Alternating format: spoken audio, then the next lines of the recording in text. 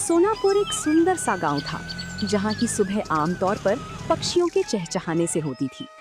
उसी गांव के चौक पर माधव अपनी रेड़ी को जोर लगाकर धक्का दे रहा था, जिस पर केवल पत्ता गोभियों का ढेर लगा था।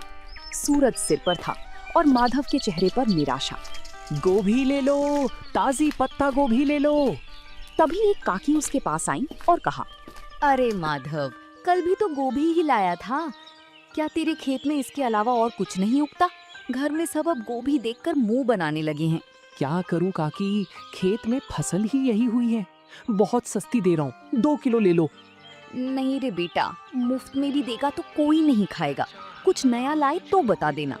सबको कुछ नया चाहिए, पर नया लाने के लिए पैसे कहाँ से आएंगे? अगर आज ये गोभी नहीं बिकी तो कल का चूल्हा भी नहीं जल पाएगा। माधव वहीं सड़क किनारे बैठ गया। तभी उसका पुराना दोस्त सोमू वहां से गुजरा। क्या हुआ माधव, आज फिर गोभी का ढेर घर ले जा रहा? हाँ सोमू, कोई भी इसे खरीदने को तैयार नहीं है। सब इन पत्ता गोभी से पक गए। समझ नहीं आता इन पत्ता गोभियों का क्या करूं। भाई तूने शहर में कुछ समय उस दुकान पर काम किया था ना, जहां लोग इसी गोभी को बारीक काट कर कुछ सफेद पोटली जैसा बनाते थे। क्या नाम था उसका? मोमोस? हाँ सोमू, वो लोग पत्ता गोभी का ही इस्तेमाल करते थे। सोमू की बात माधव के दिमाग में घर कर गई थी। उस शाम माधव घर लौटा तो उसके मन में एक ही धुन सवार थी। उसने अपनी बची हुई सबसे अच्छी पत्ता गोभी उठाई और उसे बारीक काटना शुरू किया। अगर मैं इन गोभियों को फेंकने के बजाय इनका रूप बदल दूं तो शायद बात बन जाए। मैदा घर में थोड़ा पड़ा ही है। वो रसोई में मसालों के साथ कुछ प्रयोग करने लगा। खुशबू फैलने लगी तो उसका पड़ोसी करीम चाचा अंदर आए। माधव मियाँ, ये कैसी खुशबू आ रही है? आज क्या कोई दावत की तैयारी है? आइए चाचा, दावत तो नहीं पर एक कोशिश कर रहा हूँ। ये देखिए, मैंने इन गोभियों को मसालों के साथ पकाकर इस मैदे की लोई में भर दिया है। अरे ये तो छोटी छोटी सफेद पोटलियां लग रही हैं। इन्हें तेल में तलोगे क्या? नहीं चाचा, इन्हें बस भाप में पकाऊंगा। ये बिना तेल का खाना होगा, जो गांव वालों के लिए बिल्कुल नया होगा। बिना तेल का? क्या लोग खाएंगे? यहाँ तो सबको तला भुना पसंद है। स्वाद अच्छा हुआ तो सब खाएंगे चाचा। बस दुआ कीजिए कि ये भाप में ठीक से पक जाए। कल सुबह गांव के चौराहे पर मैं इसी का ठेला लगाऊंगा। हिम्मत तो बड़ी है तेरी। चल ये पक जाए तो एक मुझे भी चखाना। अगली सुबह सूरज की पहली किरण के साथ ही माधव गांव के चौराहे पर पहुंच गया था। उसने अपनी रेड़ी के एक तरफ कटी हुई पत्ता गोभी रखी थी और दूसरी तरफ पीतल के एक बड़े बर्तन से भाप निकल रही थी। गांव के लोग जो रोज माधव को गोभी बेचते देखते थे, आज रुक रुक कर उसे ताकने लगे। तभी गांव का हलवाई बनवारी उसके ठेले पर आया और कहने लगा, अरे माधव, आज तेरा ये पत्ता गोभी का ठेला बड़ा चमक रहा है। ये बड़े बर्तन में क्या उबाल रहा है भाई? सुबह सुबह चाय बना रहा है क्या? नहीं बनवारी भाई, ये चाय नहीं है, इसे मोमोस कहते हैं। शहर का बड़ा मशहूर नाश्ता है। आज पहली बार अपने गांव में लाया हूँ। मो क्या? नाम तो बड़ा अजीब है, पर खुशबू बड़ी सौंधी आ रही है। इसमें डाला क्या है? वही अपनी ताजी पत्ता गोभी है भाई, बस बनाने का अंदाज नया है। ये देखिए, साथ में ये लाल चटनी भी है। तभी गांव का एक बुजुर्ग उसके पास आया और उसने कहा, बेटा, ये दिखने में तो बड़ा कोमल लग रहा है। क्या ये बुजुर्गों के खाने लायक है? मेरे दांत अब सख्त चीजें नहीं चबा पाते। बाबा, ये तो मुंह में जाते ही घुल जाएगा। ये भाप में पका है, बिल्कुल रूई जैसा नरम। आप बस एक बार जरा सा चक्कर देखिए। बुजुर्ग ने एक छोटा सा टुकड़ा चखा। पूरा चौराहा शांत हो गया। सब बुजुर्ग के चेहरे के भाव देख रहे थे। जैसे ही बुजुर्ग ने मोमोज का टुकड़ा चबाया, उनके चेहरे पर एक बड़ी सी मुस्कान फैल गई। माधव ने उन्हें थोड़ी और लाल चटनी दी। देखते ही देखते वहां मौजूद दूसरे लोग भी अपनी बारी का इंतजार करने लगे। वाह माधव, ये तो वाकई कमाल की चीज है। इतना नरम और जायकेदार, और ये लाल चटनी, इसने तो सोई हुई जुबान को जगा दिया। तभी वहां माधव का दोस्त सोमू भी आ जाता है। माधव, मुझे भी एक प्लेट दे भाई। कल तो तू बड़ा परेशान था और आज तूने यहाँ कमाल कर दिया। अब जल्दी जल्दी इसका स्वाद सबको चखा दे, लोग इंतजार कर रहे हैं। हाँ सोमू, सबको दूंगा, पर ध्यान रखना चटनी थोड़ी तीखी है, संभल कर खाना।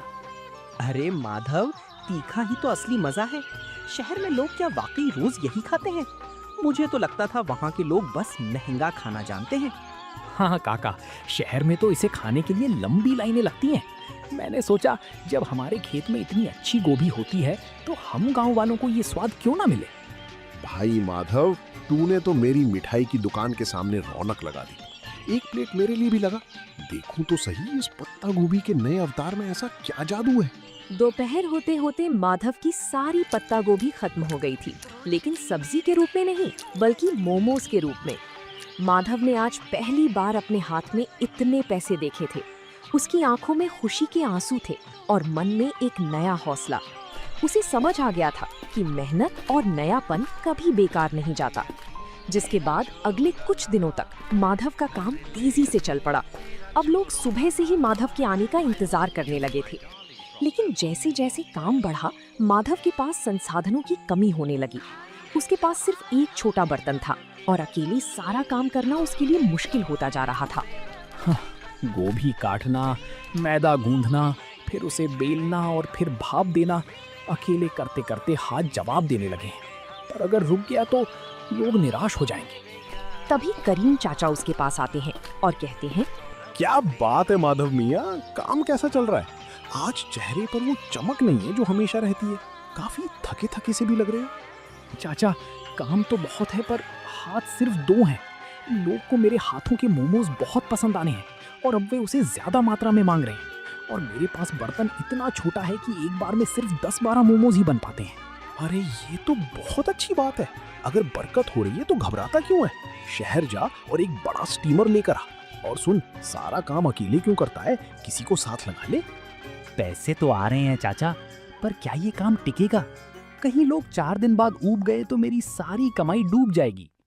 मेहनत कभी नहीं डूबती बेटा। तूने साधारण सी पत्ता गोभी को पहचान दिलाई है। अब खुद को एक बड़ा व्यापारी बनाने की सोच। करीम चाचा की सलाह मानकर माधव ने अगले दिन अपनी रेहड़ी नहीं लगाई। वो पास के बड़े कस्बे के बाजार गया। वहाँ की भीड़ भाड़ देखकर उसे अपने पुराने दिन याद आ गए, जब वो दूसरों की दुकानों पर काम करता था। आज वो अपनी खुद की दुकान के लिए सामान खरीदने आया था। आइए भाई साहब, क्या दिखाऊं? होटल के लिए बर्तन चाहिए या घर के लिए? मुझे मोमोज बनाने वाला सबसे बड़ा 3 मंजिला बर्तन चाहिए। और हाँ, एक ऐसी मशीन भी देना जिससे सब्जियां बहुत बारीक कट सके। बड़े बर्तन की मांग तो बहुत है। आप कहाँ से आए हैं? शहर में दुकान खोल रहे हैं क्या? नहीं साहब, गांव में मेरा छोटा सा मोमोज बेचने का काम है। वहाँ लोगों को उसका स्वाद बहुत पसंद आ रहा है। ये तो बड़ी अच्छी बात है। ये लीजिए, ये स्टील का सबसे बढ़िया बर्तन है। इसमें एक साथ 50 मोमोज आराम से बन जाएंगे। और ये रही आपकी नई मशीन, इससे आपकी मेहनत आधी हो जाएगी। शुक्रिया। अब गांव लौटकर मुझे सिर्फ खाना नहीं बनाना, बल्कि अपने काम को और बेहतर बनाना है। कल से गांव वालों को मोमोज खाने के लिए इंतजार नहीं करना पड़ेगा। माधव जब नए बर्तनों के साथ गांव लौटा तो शाम हो चुकी थी। रास्ते में उसने ढेर सारी पत्ता गोभी खरीदी। उसे पता था कि अब उसका संघर्ष एक नए मुकाम पर पहुंच चुका है। उसने रात भर जागकर नए बर्तनों को साफ किया और अगले दिन की तैयारी की। अगली सुबह जब माधव चौराहे पर पहुंचा तो उसकी रेहड़ी का नजारा बदला हुआ था। 3 मंजिलों वाला ऊंचा स्टील का स्टीमर सूरज की रोशनी में चमक रहा था। गांव वाले ये नया अजूबा देखने के लिए जमा हो गए। माधव के चेहरे पर एक नई चमक थी, क्योंकि अब उसे ग्राहकों को इंतजार नहीं कराना पड़ता था। वाह भाई माधव, ये क्या रॉकेट ले आया आज? ये तो बड़ा आलीशान लग रहा है। रॉकेट नहीं है सोमू भाई, ये 3 मंजिला स्टीमर है। अब एक साथ कई लोग मोमोज खा पाएंगे। कल तक तुम लोग शिकायत करते थे ना कि देर लगती है, लेकिन अब इसकी मदद से नहीं लगेगी। अरे भाई, बर्तन तो बड़ा कर लिया, पर क्या स्वाद वही रहेगा? अक्सर काम बढ़ने पर लोग जायका भूल जाते हैं। बनवारी भाई, जायका तो मेरी मेहनत में है, बर्तन में नहीं। आप बस देखते जाइए। आज मैंने चटनी में एक खास चीज और मिलाई है, खेत का ताजा पुदीना। माधव, सुना है तूने कस्बे से कोई मशीन भी मंगवाई है? क्या अब मशीन से खाना बनाएगा? नहीं काका, मशीन सिर्फ सब्जियां बारीक काटने के लिए है। मेहनत तो अभी भी इन हाथों की ही रहेगी। मशीन से बस मेरा समय बचेगा, ताकि मैं आप सबको गर्मा गर्म खाना खिला सकूं। उस दिन माधव की रेहड़ी पर इतनी भीड़ थी कि गांव का मुख्य रास्ता जाम होने लगा। माधव बड़ी फुर्ती से हाथ चला रहा था। वो पत्ता गोभी की फिलिंग भरता, उन्हें आकार देता और स्टीमर में सजाता। कुछ ही मिनटों में भाप के साथ मोमोज तैयार हो जाते। तभी गांव के पटवारी जी अपनी गाड़ी से वहां रुके। माधव, ये क्या शोर मचा रखा है तुमने? पूरा गांव यहीं जमा हो गया है क्या? प्रणाम पटवारी जी, कुछ नया शुरू किया है। ये पत्ता गोभी के मोमोज हैं। आप भी जरा चक्कर देखिए, फिर बताइएगा कि गांव में ये कैसा लग रहा है। पटवारी जी ने जैसे ही एक निवाला खाया तो उन्होंने कहा, वाकई मैंने शहर में कई जगह के मोमोज खाए हैं, पर तुम्हारी ये पत्ता गोभी की फिलिंग और ये देसी पुदीने वाली चटनी, इसका कोई जवाब नहीं। तुमने तो कमाल कर दिया। शुक्रिया साहब, बस सोच रहा था कि अपनी गोभी को फेंकने से अच्छा है उसे इस तरह लोगों तक पहुंचाया जाए। माधव, अगले हफ्ते तहसील के कुछ बड़े अधिकारी गांव आ रहे हैं। क्या तुम उनके लिए भी ऐसा कुछ इंतजाम कर सकते हो? मैं चाहता हूँ वो देखें कि हमारे गांव के युवक कितने मेहनती हैं। ये तो मेरे लिए सौभाग्य की बात होगी साहब। मैं उनके लिए सबसे बेहतरीन मोमोज तैयार रखूंगा। माधव के लिए ये सिर्फ एक ऑर्डर नहीं था, बल्कि उसके हुनर को मिलने वाली सरकारी पहचान की शुरुआत थी। उस रात माधव ने चैन की नींद ली, क्योंकि अब वो सिर्फ एक गरीब सब्जी वाला नहीं, बल्कि गांव का मोमोज मैन बन चुका था। पटवारी जी का वादा माधव के लिए एक बहुत बड़ी चुनौती और अवसर दोनों था। तहसील के अधिकारियों का आना कोई छोटी बात नहीं थी। माधव ने तय किया कि वो इस मौके को हाथ से जाने नहीं देगा। उसने अपने छोटे से रसोई घर को साफ किया और अपनी रेहड़ी को अच्छे से सजाया। माधव बेटा, कल का दिन बहुत बड़ा है। सुना है शहर से बड़े साहब लोग आ रहे हैं। क्या तूने सारी तैयारी कर ली? हाँ चाचा, मैंने आज सुबह ही खेत से सबसे ताजी और कोमल पत्ता गोभी तोड़ी है। मैं नहीं चाहता कि स्वाद में जरा भी कमी रहे, बस थोड़ा डर लग रहा है। डर कैसा? तूने तो पूरे गांव का दिल जीत लिया है। वो तो फिर भी बाहर के लोग हैं। बस अपनी सादगी और सफाई का ध्यान रखना। सोमू, तू कल मेरी मदद करेगा? मुझे प्लेटें लगाने और पानी पिलाने के लिए किसी भरोसेमंद इंसान की जरूरत होगी। तू चिंता क्यों करता है भाई? मैं सुबह ही पहुंच जाऊंगा। हम दिखा देंगे कि हमारे गांव का स्वाद किसी बड़े शहर के होटल से कम नहीं है। दोपहर का समय था। तहसील के अधिकारी अपनी गाड़ियों से गांव की चौपाल पर पहुंचे। पटवारी जी ने गर्व के साथ माधव की रेहड़ी की ओर इशारा किया। माधव के चेहरे पर एक विनम्र मुस्कान थी। उसने बड़ी ही सफाई से अधिकारियों के सामने गर्मा गर्म मोमोज परोसे। पटवारी जी, मैंने सुना था कि यहाँ का कोई युवक बहुत अच्छा काम कर रहा है।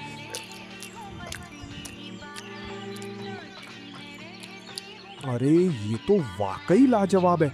इतना हल्का और इतना शुद्ध स्वाद। शुक्रिया साहब, ये सब मेरे खेत की पत्ता गोभी का कमाल है। मैंने इसमें कोई बनावटी मसाला नहीं डाला है। हैरानी की बात तो ये है कि गांव के माहौल में तुमने इतनी सफाई और हाइजीन का ध्यान रखा है। तुम्हारा ये तरीका वाकई काबिले तारीफ है। माधव, क्या तुम कभी शहर आकर अपना स्टॉल लगाना चाहोगे? वहाँ तुम्हें और भी बड़ा बाजार मिल सकता है। साहब, शहर में तो बहुत लोग हैं। मैं चाहता हूँ कि मेरे गांव के लोगों को यहीं पर अच्छी और नई चीजें खाने को मिले। मैं यहीं रहकर अपने काम को बड़ा बनाना चाहता हूँ। बहुत खूब। तुम्हारी ये सोच देखकर अच्छा लगा। हम तुम्हारी मदद करेंगे ताकि तुम एक छोटी सी पक्की दुकान खोल सको। हमें ऐसे ही मेहनती युवाओं की जरूरत है। अधिकारियों ने न केवल पेट भर खाया, बल्कि जाते समय माधव की काफी तारीफ भी की। उस दिन माधव को समझ आया कि सफलता के लिए गांव छोड़ना जरूरी नहीं, बल्कि अपनी जगह रहकर कुछ अलग करना जरूरी है। अधिकारियों की मदद और अपनी मेहनत की कमाई से माधव ने आखिरकार गांव के मुख्य चौराहे पर एक छोटी सी पक्की दुकान किराए पर ले ली। अब उसे धूप और बारिश में रेहड़ी खड़ी करने की चिंता नहीं थी। उसने अपनी दुकान का नाम रखा माधव का देसी जायका। दुकान की दीवारों पर उसने खेत और गांव के सुंदर चित्र बनवाए थे। अरे भाई माधव, अब तो तू सेठ बन गया। इतनी सुंदर दुकान और वो भी गांव के सबसे मुख्य मोड़ पर। अब तो हमें बैठने के लिए कुर्सियां भी मिलेंगी। सेठ नहीं बनवारी भाई, बस आप सबका प्यार है। दुकान पक्की हो गई है तो क्या हुआ, स्वाद तो आज भी वही मिट्टी से जुड़ा रहेगा। आइए, आज उद्घाटन के दिन पहली प्लेट आप ही के नाम। माधव मियाँ, देख रहे हो, जहाँ तू कभी गोभी का ढेर लेकर उदास बैठा रहता था, आज वहाँ तेरे नाम की धूम मची है।